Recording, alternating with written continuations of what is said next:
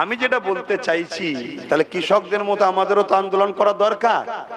চলো সবাই মিলে দল বেঁধে কলকাতা আইদিক উদিক না করে মার্চ হবে, কলকাতা থেকে শুরু হবে, 1 কোটি যুব সমাজ বেরোবে, 3.5 কোটি লোক আছে বলছি কম বেশি, 1 কোটি যুবক বেরোবে। 1 কোটি লোকের খাওয়া দাওয়া থাকা যাতায়াত খরচ, কথা বুঝছেন না বোঝেন না?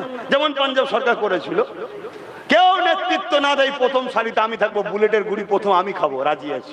তোমরা রাজি আছো যেতে? হাত তুলে বলো রাজি আছো? না রে তুই সরকার সাথ দিক, তাহলে সরকারকে বাহবা দেবো না, বাহ ভালো কাজ করেছে কি। আর শুধু ভোট লিবার সময় বলবে আর বলবে না তোমরা তোমাদের ঝামেলা মিটিয়ে লাও, ও করেছে আমি কি করব। তুমি যে কেন বলতে গেলে যে আমি রুখবো? আশায় মরে চাষা, আমাদেরকে তো চাষা বানিয়ে দিলে কি? তাহলে এই দাবিটা হওয়া দরকার আছে না? না